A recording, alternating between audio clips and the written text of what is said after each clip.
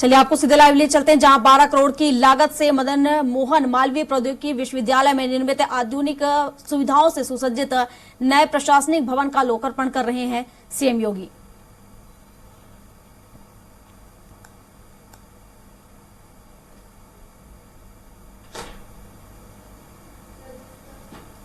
Liquid fertiliser लेकर के वह ड्रोन जा सकता है और 1 एकड़ खेती को 10 मिनट के अंदर खाद का या दवा की छिड़काव करके उस किसान को दवा के दुष्परिणामों से मुक्त एक व्यवस्था दे सकता है और बेहतरीन तरीके से एक जैसे छिड़काव के साथ पूरी खेती को जोड़ सकता है।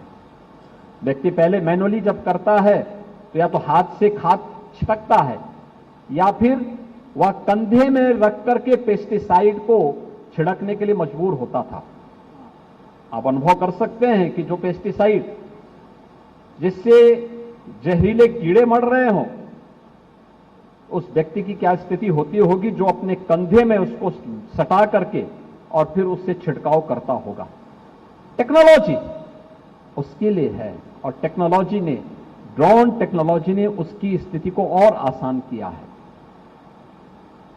ऐसे ही डाटा एनालिसिस के लिए पूरी दुनिया में आज जितनी भी भागम भाग हो रही है, जितना कुछ हो रहा है, उसके पीछे डाटा एक महत्वपूर्ण माध्यम है।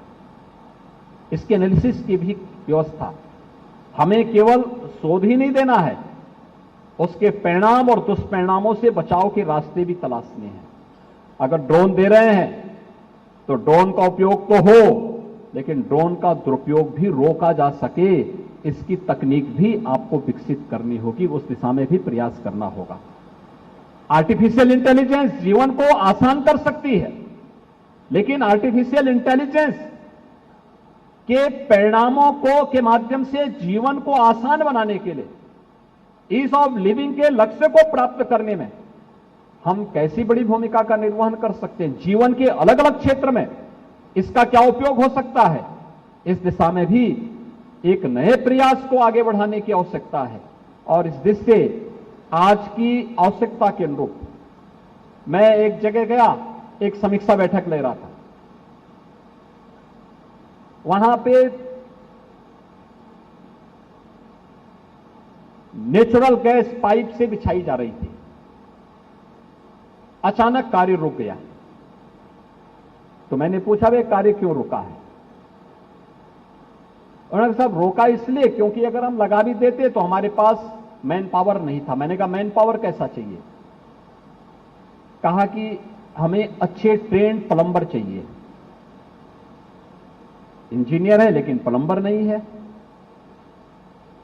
आप सोचिए कि वर्तमान में प्रधानमंत्री जी जल जीवन मिशन के माध्यम से हर घर नल की योजना को क्रियान्वयन कर रहे हैं। हर घर तक शुद्ध पाइप पेयजल की स्कीम पहुंच रही है। अब पाइप पेयजल की स्कीम हर घर तक पहुंच रही है, तो पाइप पेयजल की इस स्कीम को प्रभावी ढंग से लागू करने के लिए अगर पानी पीना है तो पानी की बचत की आदत भी हमें डालनी पड़ेगी। और अक्सर होता क्या है, पानी खुला हुआ है तो खुला ही हुआ है, कोई बंद करने वाला नहीं होता है। कहीं पाइप लीक हो रहा है तो पानी वहां से निरंतर गिर रहा है, कोई उसको बंद करने वाला नहीं है। अगर हर गांव में ट्रेन प्लम्बर हो जाए और रेन वाटर हार्वेस्टिंग के साथ या जल की एक एक बूंद पानी के साथ जोड़ने के लिए हम लोगों को प्रेरित कर सकेंगे, तो यह योजना लंबे समय तक लोगों के जीवन में परिवर्तन करने का एक माध्यम बन सकती है, बहुत बड़ा माध्यम बन सकती है। लोगों की क्वालिटी ऑफ लाइफ देने में यह योजना सफल हो सकती है और उस कार्यक्रम के साथ हर नागरिक को जुड़ना चाहिए। लेकिन तकनीकी सपोर्ट के लिए हमारे तकनीकी संस्थानों को इसमें आगे आना चाहिए। आवास की सुविधा आज हर व्यक्ति की आवश्यकता है। हर व्यक्ति को आवास चाहिए, लेकिन आवास की तकनीक भी हम कैसे आसान कर सकते हैं?